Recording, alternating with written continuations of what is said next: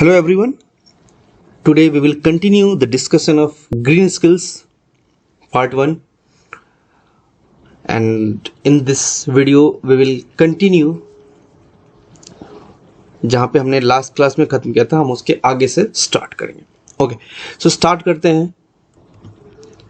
So last class में हमने discuss किया था फैक्टर्स कॉजिंग इम्बैलेंस. कौन कौन से फैक्टर्स हैं जो इम्बैलेंस कॉज करते हैं. तो क्विक रिवीजन के लिए हम बात कर दें कि वहाँ पे हमने बात की थी CO2 के बारे में. कार्बन डाइऑक्साइड ही जो सबसे ज़्यादा रिस्पॉन्सिबल गैस है, and green house gases, carbon monoxide gases, ये सारी गैस क्या करती हैं, हीट को ट्रैप कर लेते हैं. तो जिससे हमारा अर्थ जो सरफेस है वो कूल जल्दी नहीं होता है, तो धीरे धीरे हमारे अर्थ का टेम्परेचर इंक्रीज होता है, ओजोन लेयर डिप्लेशन होता है. तो इन सारे रीजन्स को हमने लास्ट क्लास में डिस्कस किया था. अब हम बात करेंगे इसके आगे से, एंड दैट इज कुछ और फैक्टर्स हैं जिनसे हमारे एनवायरनमेंट में इम्बैलेंस क्रिएट होता है. That is population, deforestation, mining, pollution, industrialisation etcetera. तो हम यहाँ पे इन 5 पॉइंट्स में बात करेंगे. बाकी तो पॉइंट्स भी और सारे हैं, but we will talk about all these 5 points. So first of all population से कैसे हमारे एनवायरनमेंट में इम्बैलेंस क्रिएट होता है. जैसे जैसे पॉपुलेशन बढ़ता चला जाता है, तो पॉपुलेशन जैसे जैसे बढ़ता चला जाता है, उन्हें रहने के लिए ज़मीन चाहिए, फिर उनके लिए और ज़्यादा रिसोर्सेज की ज़रूरत पड़ती है. उन्हें खाने के लिए अन्न चाहिए, ज़्यादा लोग होंगे तो ज़्यादा अन्न उगाना पड़ेगा. फिर उन्हें रहने के लिए शेल्टर चाहिए, तो फिर उन्हें जो फैसिलिटीज़ चाहिए, जो नीड्स हैं, लग्जरीज़ हैं, तो जैसे जैसे लोग बढ़ेंगे लग्जरीज़ बढ़ेंगी. तो इन सब को फुलफिल करने के लिए व्हाट वी नीड, अल्टीमेटली हम अर्थ पे ही डिपेंडेंट हैं. हमारे नीड्स की बात करें या हमारे वांट की बात करें, इन सबको फुलफिल करने के लिए we are dependent on this mother earth. हम अपने इन्वायरमेंट पे डिपेंडेंट हैं. तो जैसे जैसे लोग बढ़ेंगे प्रॉब्लम्स हमारी इंक्रीज ही होती जाएगी, क्योंकि हम अपने इस मदर अर्थ पे डिपेंडेंट हैं. ओके, एक एग्जांपल की बात करें, मान लीजिए कि एक घर में 3 लोग, कमाने वाले 1 आदमी. तो अभी क्या है, 3 आदमी आराम से सर्वाइव कर रहे हैं. एक आदमी 5,000 रुपये कमा रहा. तो एक आदमी अगर 5,000 रुपये की अर्निंग करता है और 3 लोग उस पर डिपेंडेंट हैं, अच्छे से चल रहा है, सब कुछ बढ़िया से चल रहा है. अब धीरे धीरे एक एक लोग और बढ़ते चले जाएं. 4 लोग होंगे तो अब थोड़ा सा मुश्किल होगा. 5 होंगे, डिफिकल्टी और बढ़ेगी. 6 होंगे, डिफिकल्टी और बढ़ेगी. एक समय ऐसा आएगा कि जब उन 5,000 रुपये में अब उनका सर्वाइवल इम्पॉसिबल हो जाएगा. क्यों? क्योंकि रिसोर्स तो लिमिटेड है. सेम कंडीशन हमारे मदर अर्थ पे है. जो रिसोर्सेज हैं दे आर लिमिटेड. हम उन रिसोर्सेज को रिन्यू तो नहीं कर रहे हैं बहुत जल्दी हम रिसोर्सेज को, तो हम अपने मदर अर्थ को रिसाइकिल होने में हेल्प तो नहीं कर रहे. जो डैमेज हमारे कारण क्रिएट होता है, क्या हम उसे रिसाइकिल करने में हेल्प कर पाते हैं? शायद नहीं. अगर कर पाते तो ये प्रॉब्लम नहीं होती. या जिस स्पीड से हम डिस्ट्रक्शन कर रहे हैं, उस स्पीड के साथ हमारे मदर अर्थ अपने आप को रिपेयर नहीं कर पा रही, रिसाइकिल नहीं कर पा रही, तो ये भी तो एक प्रॉब्लम है. सो इंक्रीजिंग पॉपुलेशन किस तरीके से प्रॉब्लम क्रिएट करता है, ये हमने डिस्कस किया. लोग बढ़ेंगे, लोगों की ज़रूरतें बढ़ रही हैं. भाई जैसे 2 लोगों को अभी कपड़े चाहिए थे, अभी अगर 10 लोग हो गए तो 10 के लिए कपड़े की व्यवस्था, वो उसके लिए भी हम मदर अर्थ पे डिपेंडेंट हैं. उन 10 लोगों की खाने की व्यवस्था मदर अर्थ पे डिपेंडेंट है. उन 10 लोगों को रहने की व्यवस्था मदर अर्थ पे डिपेंडेंट है. उन 10 लोगों की ज़रूरत को पूरा करने के लिए भी जो इंडस्ट्री चाहिए वो भी हमारे मदर अर्थ पे बनेगी. तो हम चारों तरफ से इस मदर अर्थ पे डिपेंडेंट हैं. तो एक पॉपुलेशन बढ़ने से हम मल्टी डायमेंशनल डिस्टर्बेंस क्रिएट करते हैं, मल्टी डायमेंशनल इम्बैलेंस क्रिएट करते हैं अपने मदर अर्थ पे.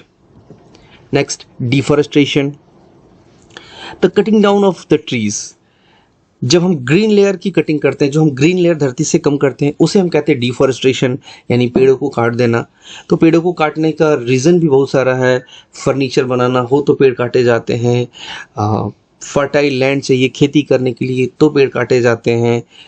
हमें इंडस्ट्री स्टेबलाइज करनी है उसके लिए पेड़ काटे जाते हैं. हमें सड़क बनानी है उसके लिए पेड़ काटे जाते हैं. हमें रहने के लिए रेजिडेंशियल स्ट्रक्चर बनाना है उसके लिए पेड़ काटे जाते हैं. तो अल्टीमेटली कहीं ना कहीं से हम डिफॉरेस्टेशन कर रहे हैं, चाहे इंटेंशनली चाहे unintentionally, and all these are very harmful for us. पेड़ों से हमें फ्रेश एयर भी मिलती है. वो CO2 को यूटिलाइज करते हैं, हमें ऑक्सीजन देते हैं. फिर हमें पेड़ों से फूड भी मिलता है, बहुत सारे पेड़ों से जो हमें फल खाने को मिलता है, वो भी हमें नहीं मिलेगा जब डिफॉरेस्टेशन करेंगे। तो यहाँ से भी एक नुकसान है।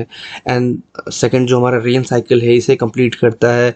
जो हमारा इरोजन ऑफ सॉइल्स है, इन्हें भी पेड़ बचा के रखते हैं कि बारिश में या नदियों के बहाव से जो हमारे सॉइल का जो ऊपरी लेयर है वो बह के कहीं ना चला जाए, उसको भी रोक के रखता है हमारे पेड़, उन्हें रोक के रखते हैं। तो बहुत ही मल्टी डायमेंशनल ये पेड़ हमें सपोर्ट करते हैं, और जब हम पेड़ को काटते हैं तो ये सारे नुकसानों को हम नहीं रोक सकते। तो इसलिए डिफॉरेस्टेशन भी एक बहुत ही बड़ा इम्बैलेंस क्रिएट करता है हमारे इन्वायरमेंट में, क्योंकि ये बहुत ही रिस्पॉन्सिबल एंटिटी है हमारे इन्वायरमेंट का, बहुत ही ज़्यादा रिस्पॉन्सिबल एंटिटी है ट्री। ये जब हमने बात की थी अपने लास्ट क्लास में, तो हमने बात की थी ऑटोट्रॉप्स की। तो ऑटोट्रॉप्स कहाँ थे? इन पेड़ों पौधों पे डिपेंडेंट करते थे ना, वो इन पेड़ पौधों पे डिपेंड करते हैं। तो हमने सबसे पहले जो प्रोड्यूसर्स हैं उनको भी क्या किया, उनकी डिपेंडेंसी जिस चीज़ पे थी हमने उन्हें ख़त्म कर दिया। हमारी भी डिपेंडेंसी बहुत हद तक कहीं ना कहीं इन पेड़ों पे है। आखिर फल तो हम ही खाते हैं, फल तो हम भी खाते हैं, तो फल, बारिश की ज़रूरत हमें भी है। तो इन सारी चीज़ों को देखें तो हमारा ही नुकसान है। And ultimately we are not protecting. हमें डिफॉरेस्टेशन को कम करना चाहिए।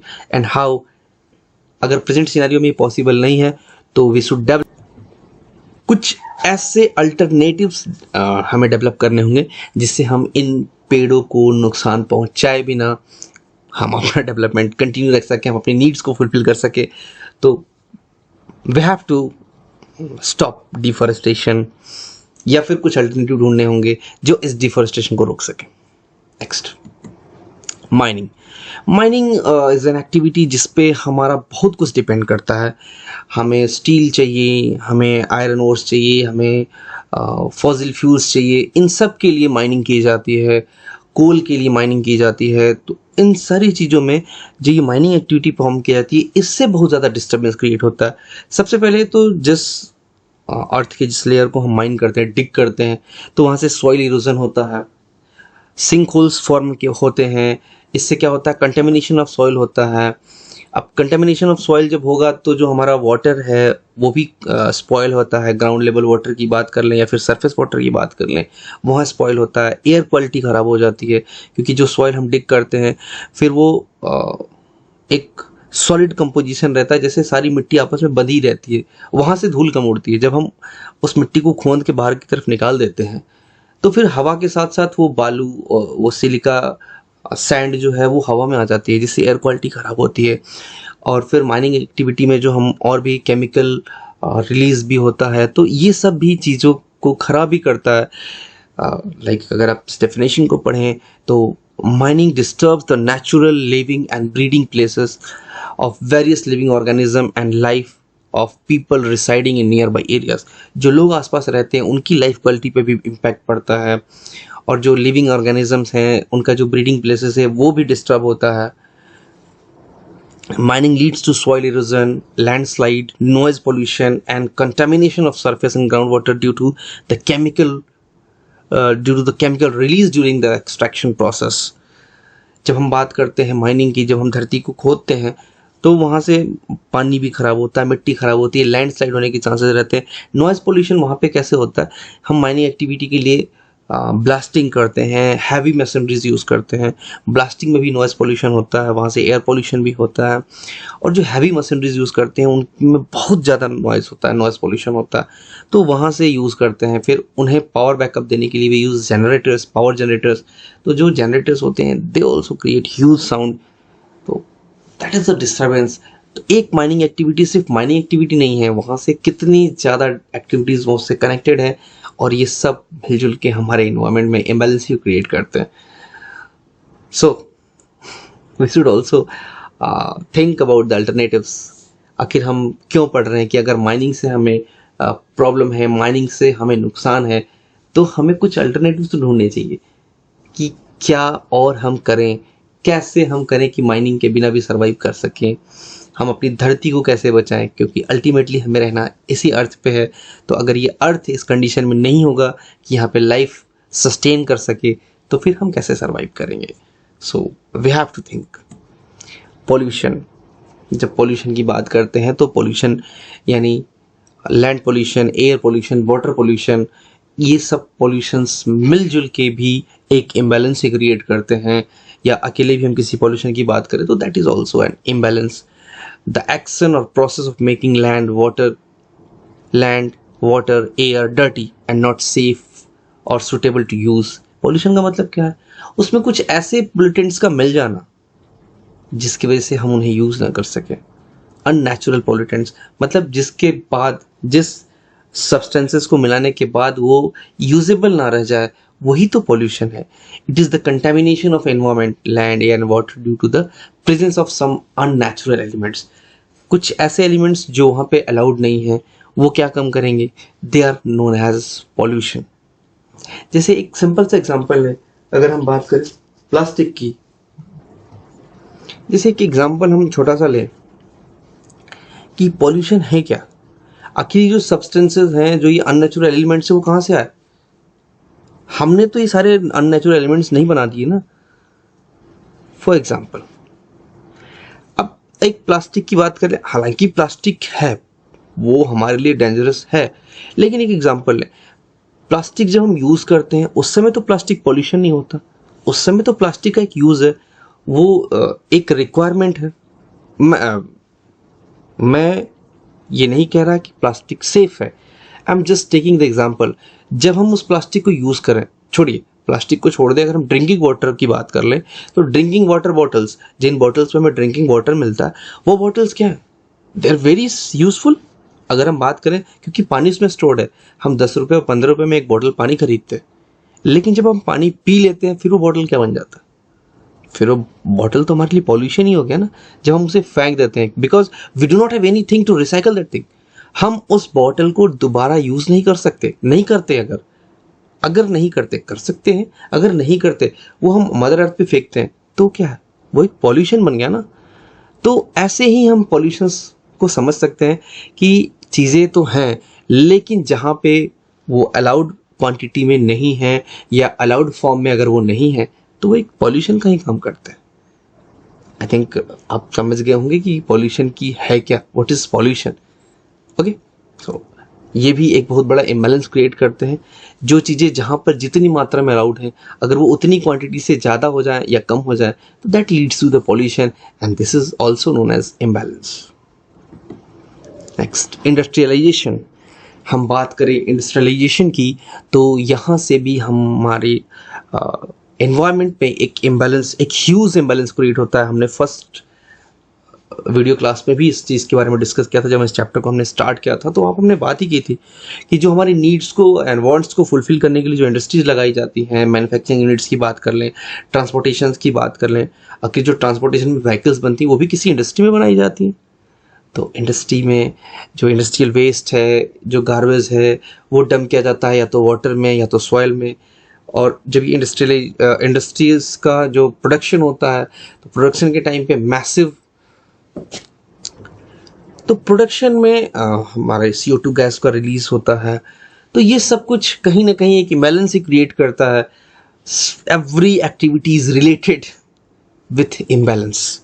हमारी हर एक्टिविटी कहीं ना कहीं इम्बैलेंस से रिलेटेड है, और हमारी हर एक्टिविटी से कहीं ना कहीं इम्बैलेंस ही क्रिएट हो रहा है हमारे इस एनवायरनमेंट में. अब एक नोट है, अगर देखें आप, तो जो पॉल्यूशन है, what it does, pollution kills over 1 million seabirds and 100 million mammals annually. तो वाटर पोल्यूशन की अगर हम बात करें, तो उससे 1 मिलियन सीबर्ड्स मर जाते हैं और 100 मिलियन मैमल्स एक साल में मर जाते हैं. तो कितना बड़ा लॉस है ये हमारे इकोसिस्टम का. क्या हम कभी इसके बारे में सोचते? अगर हम सोचते तो हम इसे कम करने के बारे में भी जरूर बात करते, और अगर नहीं कर रहे हैं तो we should start. Next, relationship between society and environment. Society में और एनवायरनमेंट में क्या रिलेशन है, हमें ये समझना चाहिए, क्योंकि हम इस अर्थ पे रहते हैं, हम इस धरती में रहते हैं. तो मानव को कहा जाता है man is a social animal. Social animal क्यों कहा जाता है? क्योंकि हम भी सोसाइटी में रहना पसंद करते हैं, हम अकेले रहना पसंद नहीं करते. तो जब हम बात करते हैं सोसाइटी की, तो सोसाइटी के कुछ रूल्स होते हैं, कुछ रेगुलेशंस होते हैं, एंड जनरली जो भी सोसाइटी होती है वो जियोग्राफिकल बाउंड्री से ड्रिवन होती है, मतलब हम जहाँ रहते हैं उस हिसाब से हमारे सोसाइटी के रूल्स होते हैं। तो एक बहुत ही गहरा रिश्ता है सोसाइटी का और हमारे एनवायरनमेंट का। हर सोसाइटी के अपने रूल्स हैं, हर सोसाइटी का अपना अटैचमेंट है एनवायरनमेंट के साथ। तो इनके बीच में जब तक हार्मोनी नहीं होगी, जब तक एक साइक्लिक नेचर, एक साइक्लिक लॉ को हम फॉलो नहीं करेंगे, जब हम इन अपने एक्टिविटी से एनवायरनमेंट को सपोर्ट नहीं करेंगे, तो उस सोसाइटी का एग्जिस्टेंस भी खतरे में पड़ेगा, जैसा कि आज हमारा एग्जिस्टेंस खतरे में है। अब बात करते हैं, the man is a social animal, हम सभी जानते हैं, and society is a framework in which people live together by maintaining common employed rules and ethics for a peaceful and prosperous living. ठीक है, तो हम क्या करते हैं, एक कॉमन रूल्स यूज करते हैं जो सब पे लगते हैं, सबके लिए एक नियम होते हैं। एथिक्स की बात करते हैं, क्यों? ताकि हम पीसफुली एंड प्रॉस्परसली सर्वाइव कर सकें, रह सकें। तो आखिर हम पीसफुल या प्रॉस्परस होके रहते हैं, तो बात ये प्रॉस्पेरिटी की बात कहाँ से आती है? Prosperity comes from the resources available on this mother अर्थ। यानी हम उन रिसोर्सेज को अगर प्रॉपर वे में यूटिलाइज नहीं करेंगे तो ये प्रॉस्परस जो फीलिंग है वो कभी नहीं मिलेगी, विल नेवर बिकम प्रॉस्परस, क्योंकि रिसोर्सेज जो है वो मदर अर्थ पे लिमिटेड है। अगर हम उन्हें ही बर्बाद करते रहेंगे तो फिर हमारा एग्जिस्टेंस तो खतरे में ही आना है। Next, societies adopt and transform the environments they inhabit, they depend upon the use of resources and reduction of hazards for their survival and material well-beings।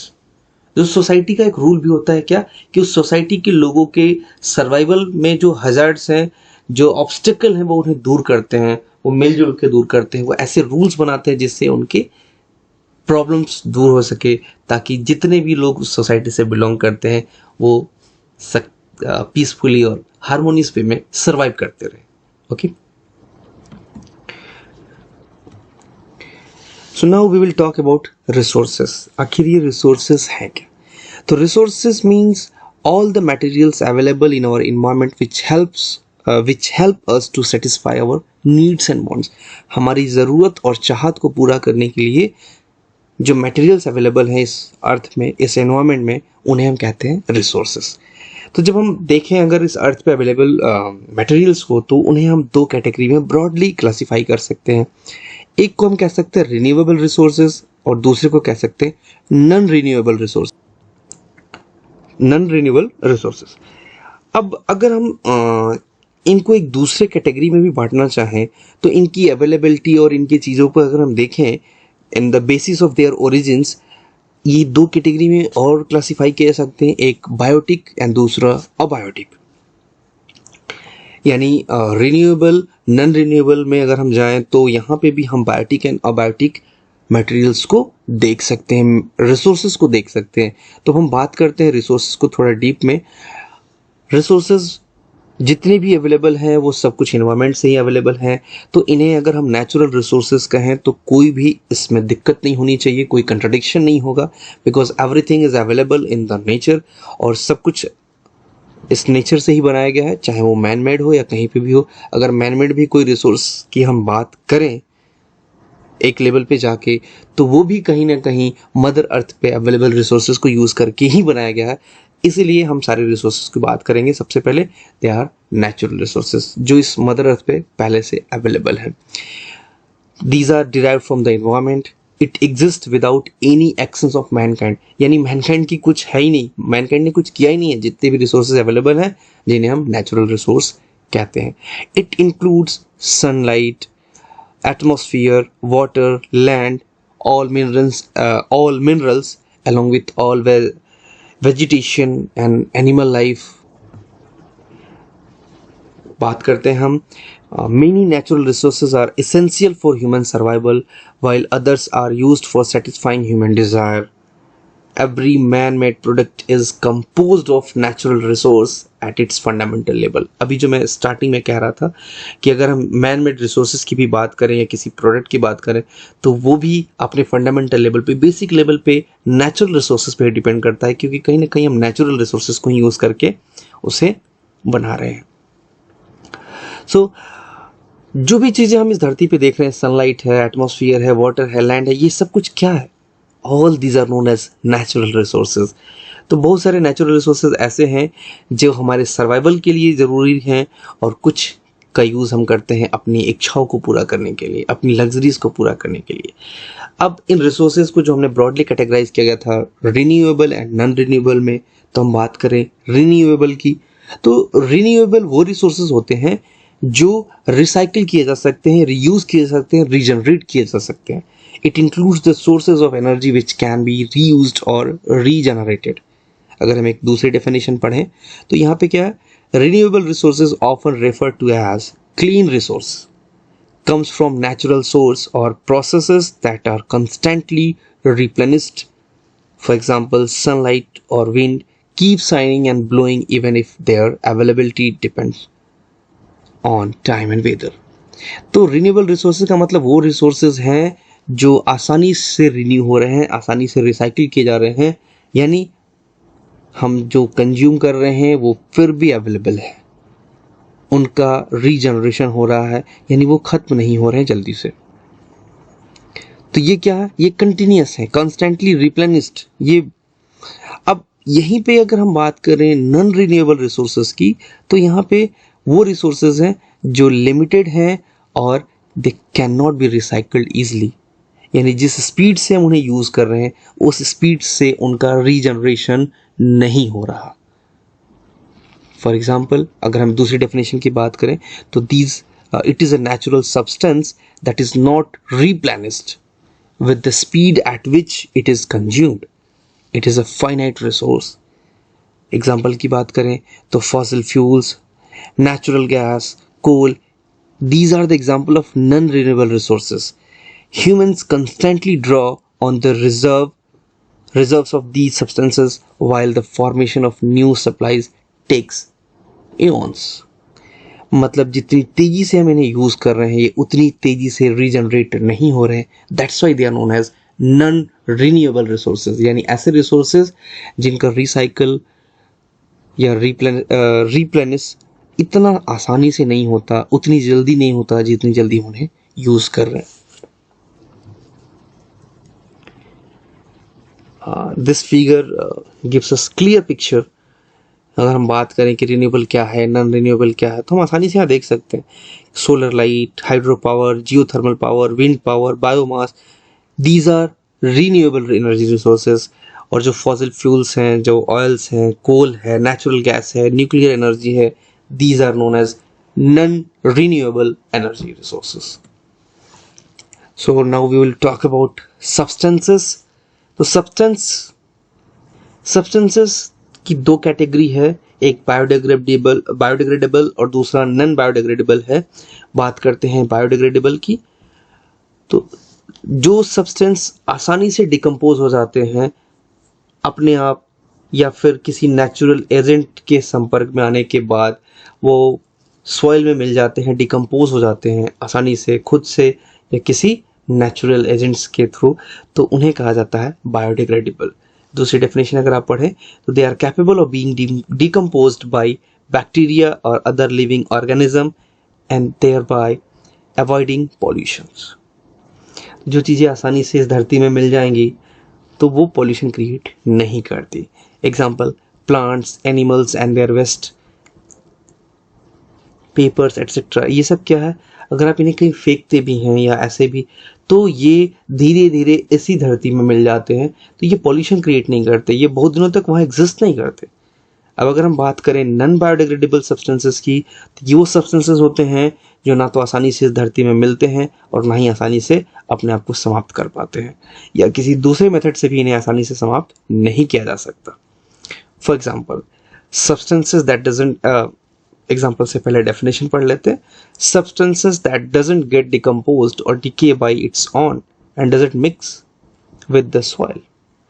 ये खुद से अपने आप को डिकम्पोज भी नहीं कर पाते